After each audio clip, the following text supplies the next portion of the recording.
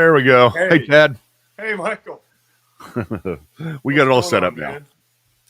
Not much. Not much. Been a busy day, but It we've has been a talked a busy lot day. here and there. But Thank you for yeah, it's just everything been you're crazy. doing. Yeah. It's It's exciting. it's a lot of crazy, busy work stuff, but It's fun though. It's like it's it's fun for other people, not for me. yeah. Well, okay. That's never fun. This stuff, Right. I like just writing. I like teaching.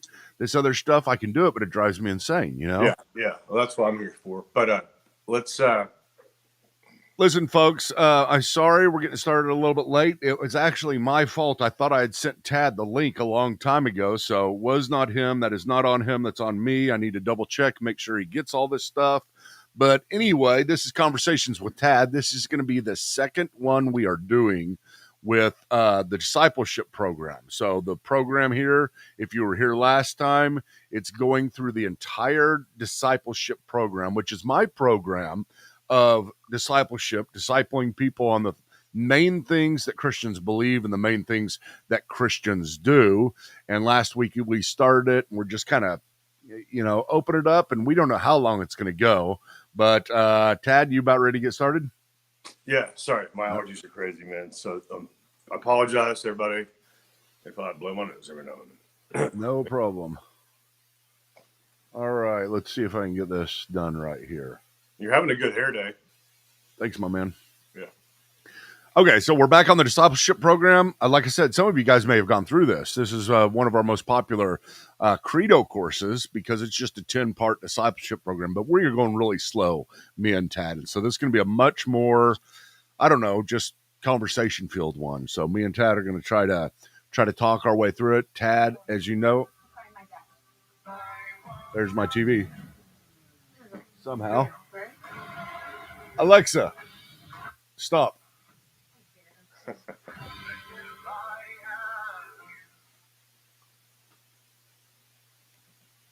You must have heard me say Alexa sometime.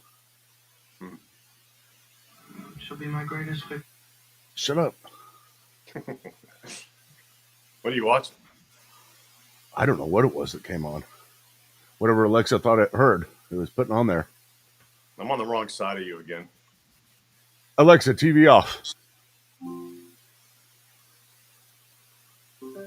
There we go. Hey. Okay, let's do this one more time. Now we're all messed up here.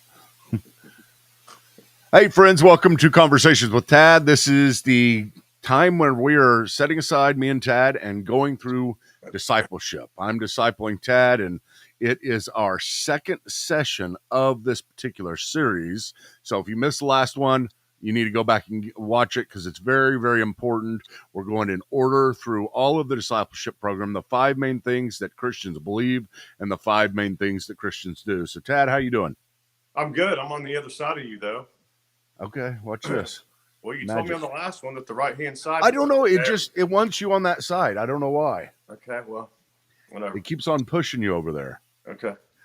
But so yeah. Today I've just been going through, Tad, and trying to get all the stuff set up in the background for Credo Ministries. So as some of you guys know, we're just now got the 501c3 filed for Credo Ministries, and I'll tell you more about it. Obviously, you guys know about Credo House or Reclaiming the Mind Ministries.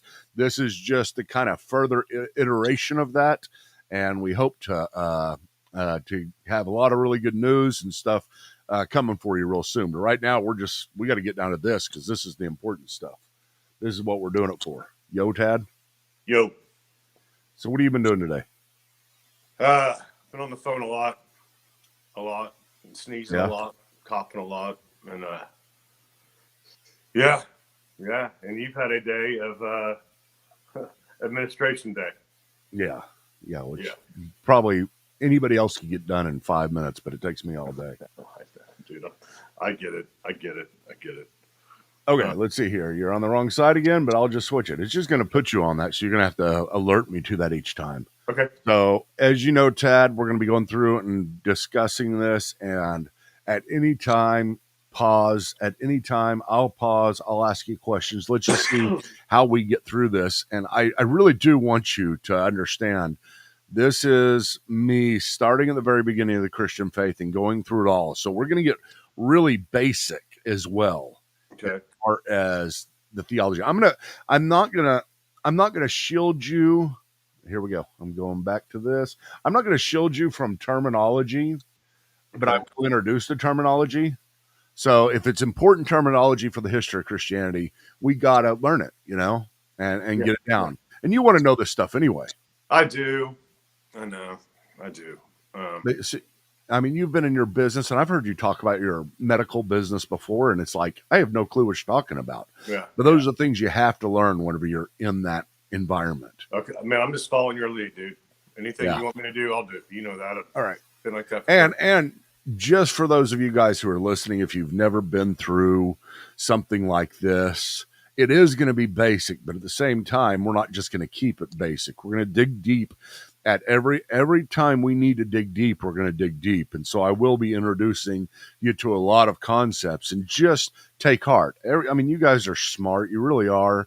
You don't understand how smart humanity is to be able to do the things that we do.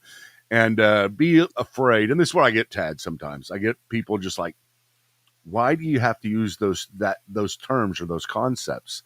And I'm like, well, I don't have to. But, I can keep it super basic if you want to keep it at a kind of baby talk level. But don't you want to get deep? I mean, that's kind of my ideas of it, right? Yeah. But people No, are... you're just, you've clearly forgotten more than I'll ever know. And so starting out, I'm sorry, dude, my allergies are crazy. But it's just like one word at a time. And if we could keep it to 2 syllables, that would be great. I will. I'll try to repeat them as we go. And there's not going to be very many. I'm not going to introduce very many. I'll probably introduce one today. So we'll try to keep it at a doable level, because I want you to understand Like what a third these grade words level. mean. Yeah. A third grade level. Yeah. There we go. Right. But as we did last time, you remember this. This was not a difficult concept to learn about the different sources. This is what we spent our time on last time. We talked about all the different sources we have to go to learn about theology. And I think the term I introduced you to last time was the formal name of this particular discipline. It's called prolegomena. It's the prologue, right? Mm-hmm. Yep. It's the things you need to learn beforehand, just like a book has a prologue. This is prolegomena, and it's things you need to learn beforehand before you learn theology. So we're going to get back to this later, though, and we're going to discuss each one of those. It's going to be a lot of fun. But right now, I want to do a general introduction to the Bible. Sound good? Sounds great.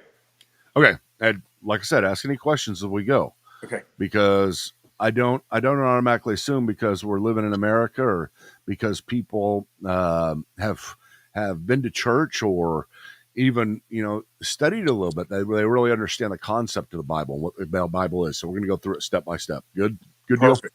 No, I'm having fun. Good. Okay, so let's talk about vitals. Here's the term. Canon. You've probably heard me say this before, right, Dad? Mm-hmm. Canon? Yeah, the canon of Scripture? Yeah.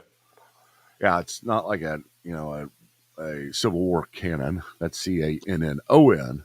But canons is a term that is generally used whenever we're talking about the accepted genre or the accepted grouping into a particular discipline.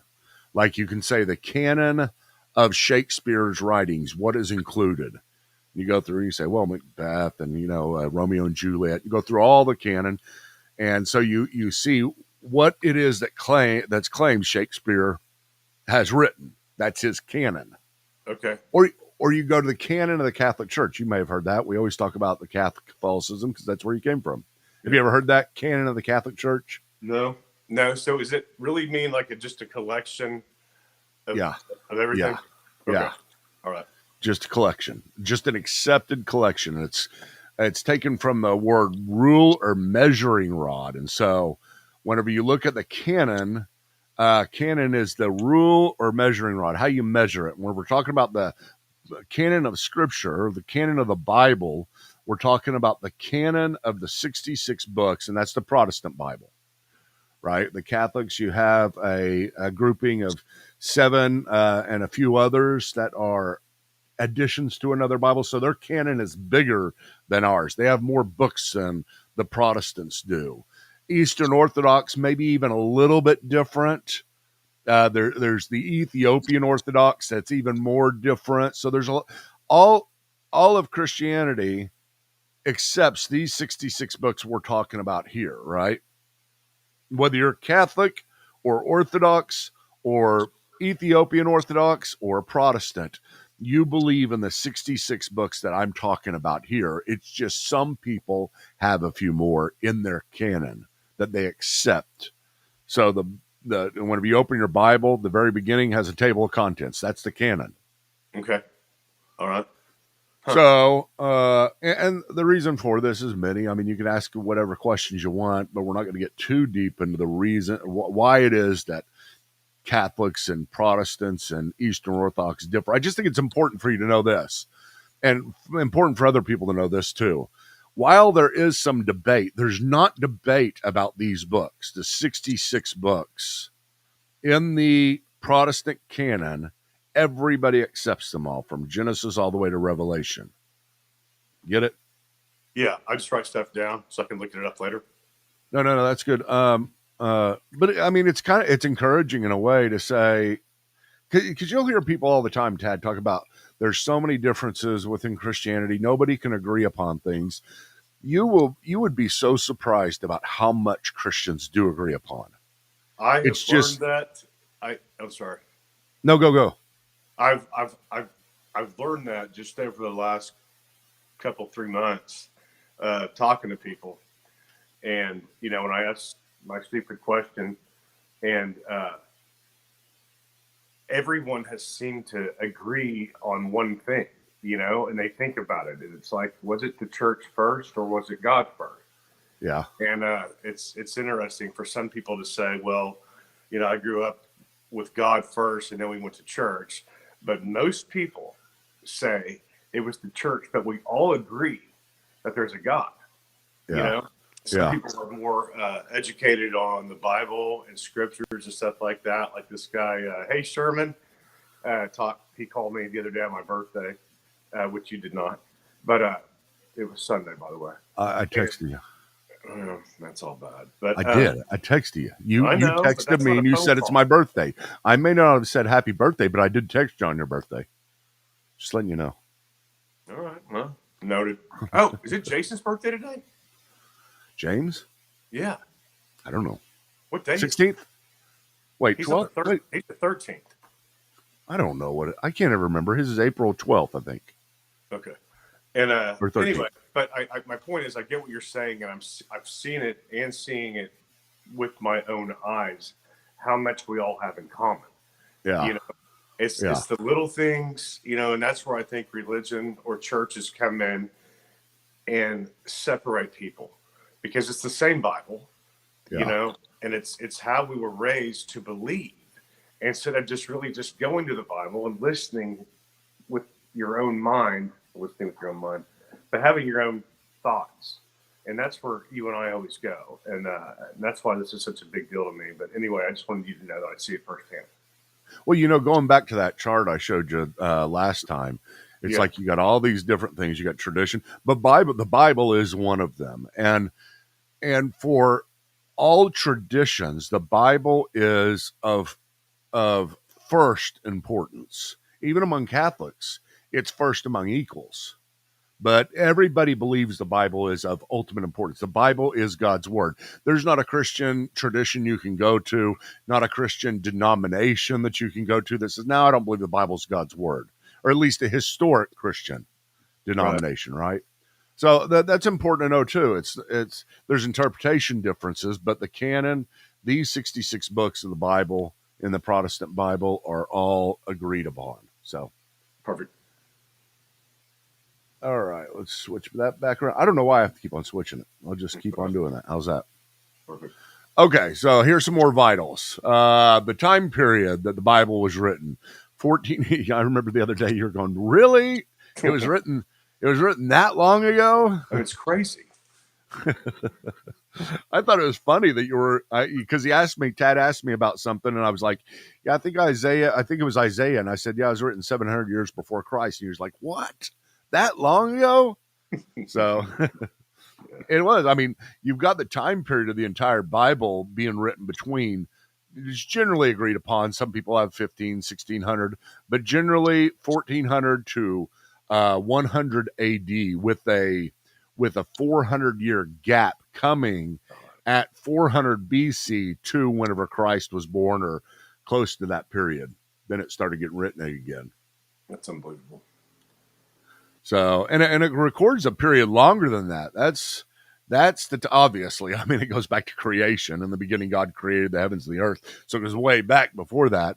But the earliest book, surprisingly, most scholars do not believe that it's Genesis, but they believe it's the book of Job. And I've told you this before as well. Yeah. Because you went through the book of Job, and I said, isn't it crazy that this is the first book God decided to put in the Bible, a book about suffering? Uh-huh. Yeah. Good stuff. It's yeah. You went through that right at the right time, man. You told me to. I thought you called me and just said you were reading it, didn't you? Or did I tell you to beforehand? You told me to read it. And so I called you every night because I was just blown away by it. Yeah. You should have seen it, folks. It really was. Here's Tad, so brand new in the faith, just absolutely in love with the book of Job and just calling, asking questions, going through the entire book.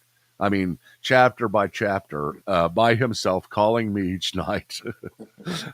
And at the same time, Tad, going through hell. I mean, you were in the middle of a Job experience, and it even got worse. We're not going to have any secrets between us anymore? Well, we can keep a few. Okay, all right. I don't want to have all secrets revealed. Wait, what are you getting ready to tell me? I gotta qualify it first. Mm-hmm. Yeah, right. Yeah, nothing. Well, just that how depressed and how bad it was, and I'm going through Job at the same time, and I'm calling you, and I'm 100% out of that stuff. But it was I need to go back and read that again with a clearer head, and in a different place in life than I was, and to see what memories spark from that. Yeah. And understand why it meant so much to me. That would be a good little experiment. I'm going to do that. Okay. Yeah. That was a hard time. It was hard for me to watch you go through it because God to me is very predictable in a lot of ways, right? He's very unpredictable in other ways. But one thing you do know is and I told you this a million times, I say, once you really start following him, things are going to get rough. And they may be rougher than they've ever been. And Tad, you remember years ago, and I know I've already brought this up before, but I always think about this because you called me in 2002, I think it was. And you said, hey, Michael, and this is before you were a believer, right? Yeah. You were just playing around with it, call me every once in a while. You said, hey, Michael, so what's with the prayer of Jabez? That was a book that had come out. That was that's what I was going to tell you. Yeah, I've been saying all these names wrong. Matthias is Matthias or something, and Jabez is Jabez. Okay. Anyway, the prayer of Jabez was a book that was selling 1 million copies a month for a while. I think that's what it was, 200,000 to 1 million copies. I can't really remember. I remember I was at seminary whenever it was out, and nobody could believe it because it was such a simple little book that wasn't really that profound. But I remember you called me and you said, Michael, what's with this prayer of Jabez? And it was a prayer, right? It was a prayer that was I think it's in Chronicles. And it was just a little short prayer that Jabez said, extend my influence, extend my property, that kind of thing. Mm-hmm. And I go, yeah. And I started explaining it to you. And he said, yeah, I don't care about that. It doesn't work. That's what he said. He said, doesn't work. Yeah. Is it going to make funny you the rich? Things we remember? Yeah. No, I get yeah. I forgot about that. Yeah. But anyway, at that time I was like, I don't think it will work.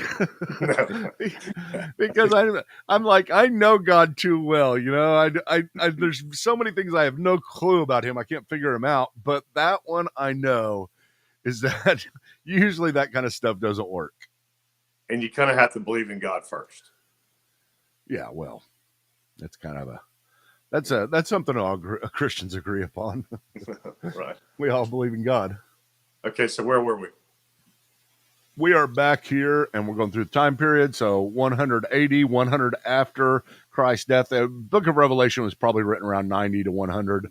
Some people believe it was written 70. I think there's all kinds of reasons to say later, but if the book of Revelation was written on 100, so you got the Apostle John living the latest and writing the last book that has been recorded in the canon of Scripture, and we have not had any new scriptures since then.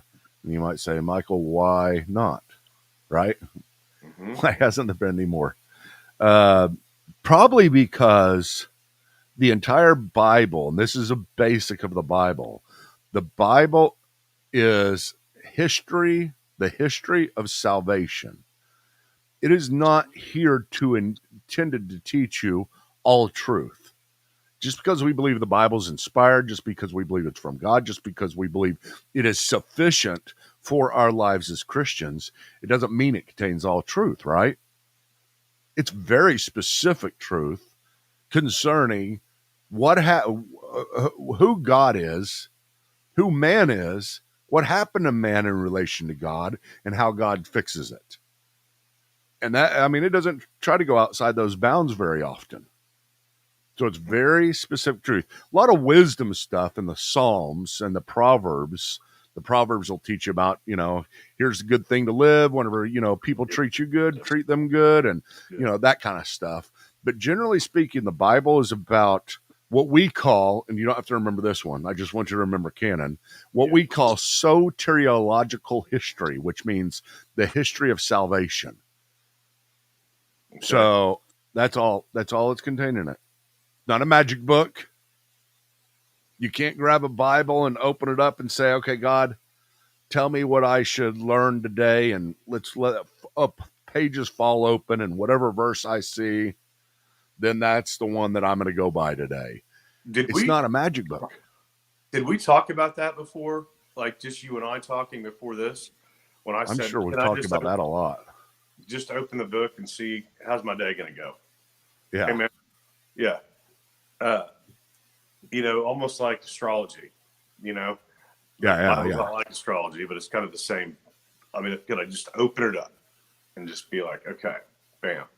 Well, if you open it up and did that, then it would be like astrology. That's a good point. Well, you're treating it like that. You're treating it like it's, exactly like astrology. So that's good. That's a good illustration. Okay. Now, it doesn't mean that God doesn't, in spite of ourselves and in spite of our methodology, sometimes use a faulty methodology to communicate. I'm not saying to anybody out there, including you, Tad, if you've ever gotten a message whenever the book has fallen open and there it is at this passage, that there's no way it's from God, because it's not. God can do whatever he wants, right? Mm-hmm.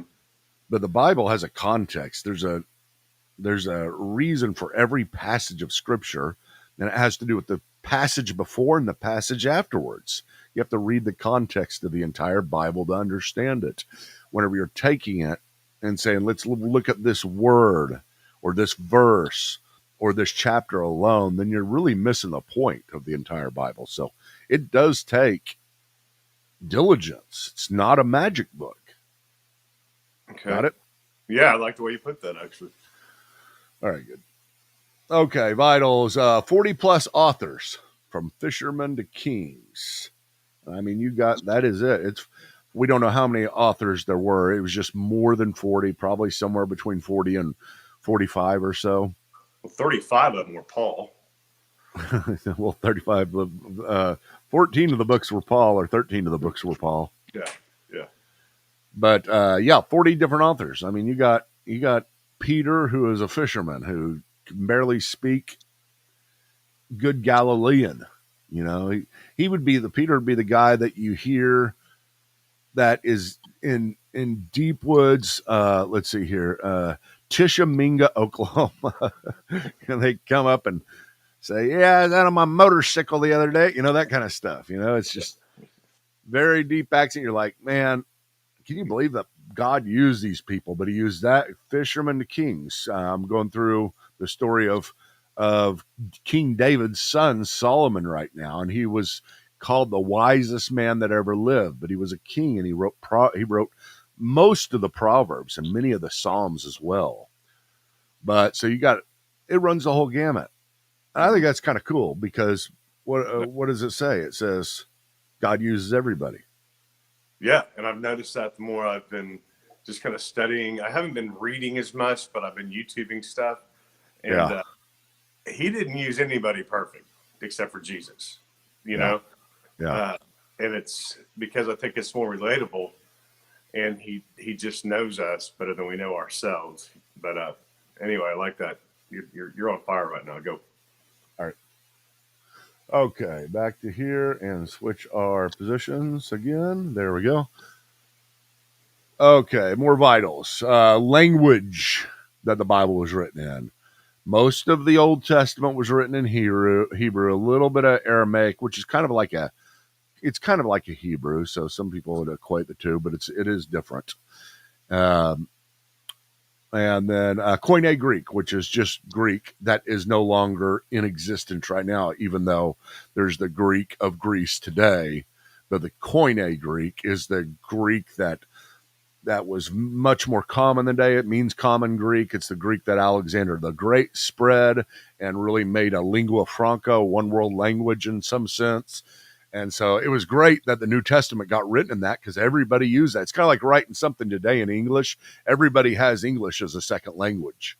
And so it's much more valuable to know English or to write something in English if you're communicating to the entire world. I guess the second would be Mandarin, but it's not a lingua franca. The English is. Koine Greek was at that time too. It had spread all over the Roman Empire.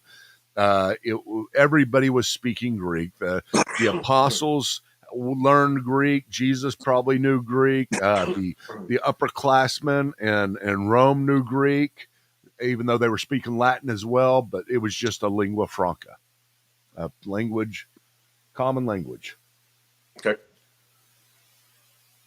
Okay, and the Bible has not been added to in over 2,000 years. I mentioned that earlier. But I think I think it gives us pause to ask the question, why not? And there's a passage in Hebrews, the book of Hebrews. That's in the New Testament. Okay. Thank you. Hebrews chapter 1. It sounds like it'd be in the Old Testament, doesn't it? Yeah. Because Hebrews chapter 1 says this. In the past, God spoke to our ancestors through the prophets in many times and in many ways. So basically speaking about the Old Testament, the guy in the New Testament, this guy, which a lot of people thought was Paul. It's not Paul. We don't know who wrote the book of Hebrews.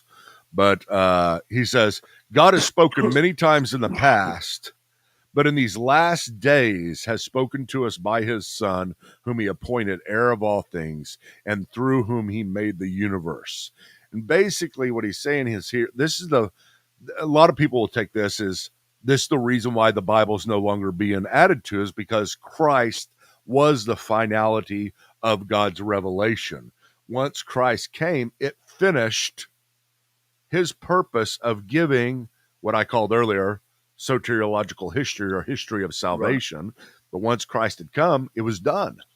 And so there were most how many people. Years after the Old Testament was that written? Which one? This one right here? Yeah. 500 years after the last book of the Old Testament. Okay.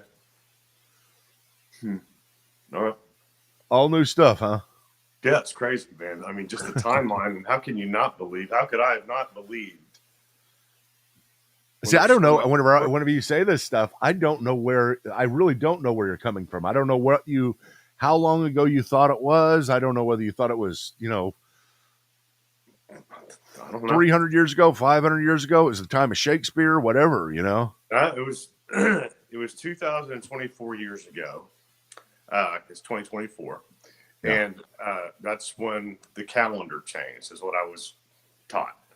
And that's why there's AD and BC, but I just have no idea how long that has been,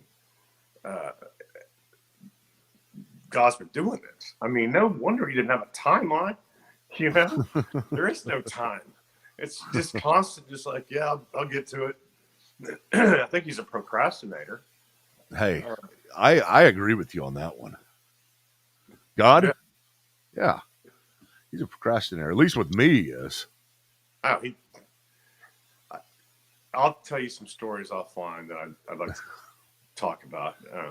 As far as him coming into my life, and we were talking about that, I think the last time, maybe even with Kelly, you said that there was no, you haven't had any signs really, except for how you found Angie. And I've had a couple that, in hindsight, because I started thinking about that. And I remember, because I was going through this men's journey group, I've been trying to believe for a long time. Just something's pulling me the other way. Yeah, I remember the men's journey group. That was like 2004, 2005. No, it was like 13 to 14. Oh, really? Yeah, that's right. That's right. But that's right. Anyway, I'll tell you about that later. No, that's fine. I mean, whatever you want to add, because it helps me to understand where you're. Like I said, I don't really know, even though we talk all the time. I can't get into your head and understand what your perspective is on these things, what your perspective is on the Bible. What does the big picture look like that you see? And that's hard for me as someone, not only as your friend and someone who's trying to disciple you, but as a teacher, because I never really know, and I thought it's the same thing about you, but in a different way. I was like, why is he so into this thing? Yeah. He's going to school. He's putting everything on hold. He's losing his friends. He's doing all this for a pipe dream, And I've read everything and watched everything you did. And the whole time I'm like, what's he doing? And it started making sense. But then I'm like, how'd you get there so much faster than me? I mean, that's the part that I'm frustrated at. It's like you beat me.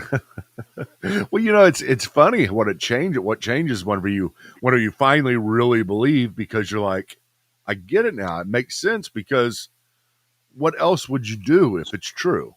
Yeah. And you couldn't have tried any harder to get to me. I mean, yeah, no. Almost to a frustrating level, but then it got to the point to where I was calling you for questions. Yeah. And we had, some of our greatest talks, bro, have been doing that, Yeah. But anyway, let's get back to class.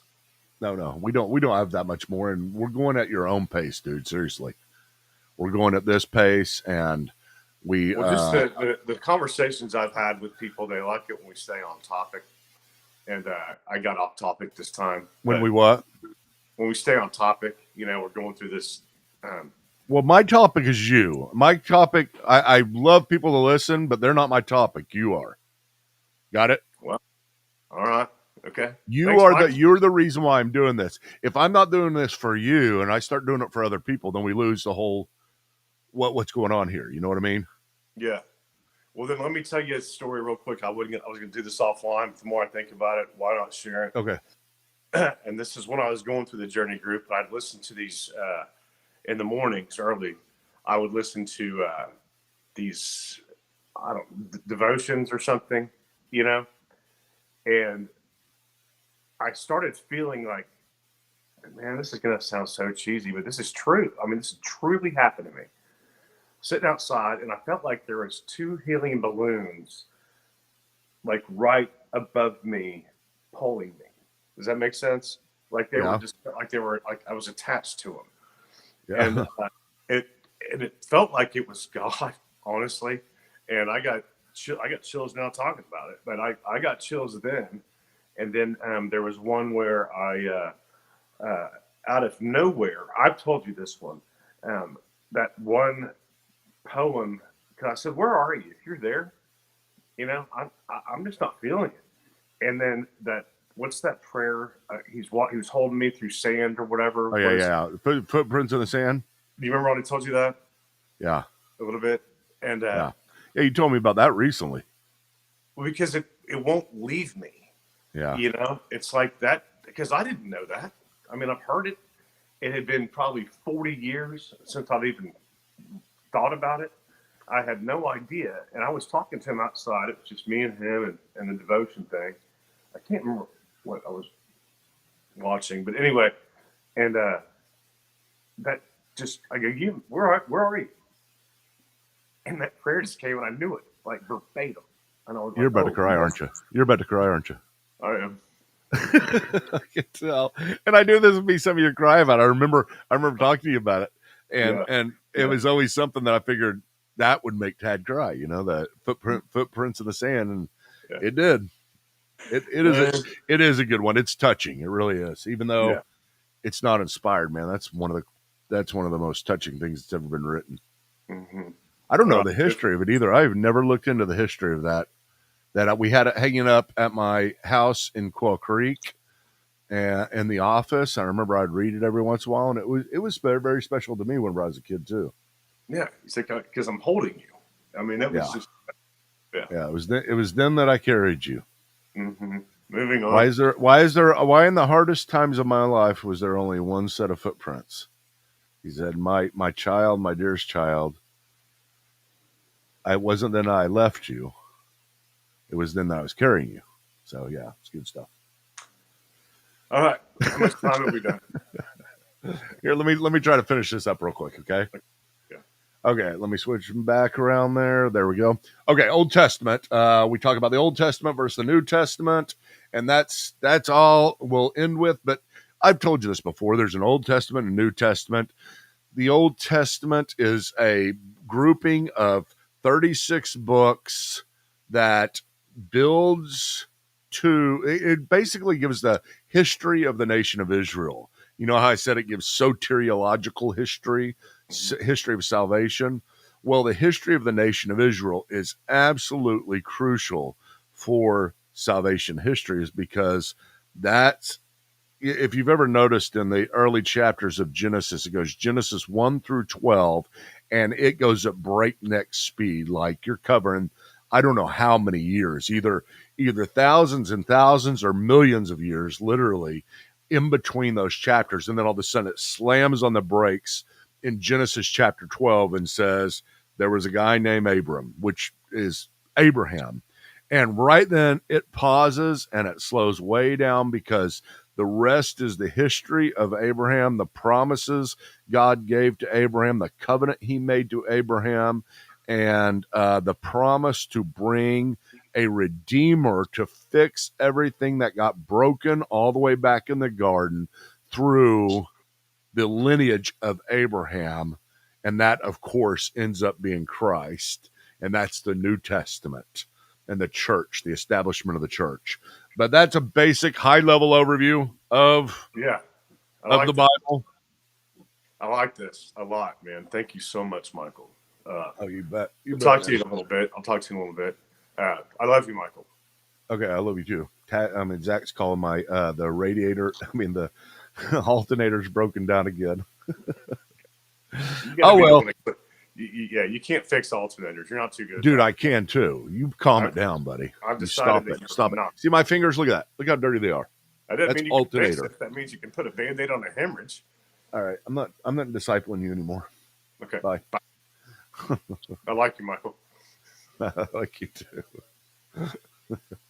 All right, folks. Thank you so much for joining us. Like I said, this is a particular program I'm going through with Tad. We're not going super fast through it, so we're going to try to take 30 minutes, maybe 40 minutes every single Tuesday and Thursday at 2:00 to go through certain sections. We'll get deeper and deeper in the conversations. We'll keep on growing, but this is the way that I need to do it with Tad. And I thought, hey, why don't we take you guys along with us, because the conversations that we have are so good. I want to continue to make sure, as I told Tad in there, that this stays authentic. And I know it's hard whenever you're doing a podcast like this. I know whenever you get in front of a camera, or if you haven't done this very often, it's still hard for me to say, hey, I'm going to be myself, and this is just going to be me and Tad. But it is something that has to happen, because this is something I'm very serious with Tad about. And I do want you guys to join in. I do want you guys to participate. I do want you guys to learn, whether you're a seasoned Christian and can contribute and help me out, or someone who is a brand new Christian as well, and you want to go through this with us. But that's what we're doing, and I hope you can join us each time. If you're hearing this, you're either getting us at Facebook or at YouTube. Best place to go is to look at Credo House on YouTube.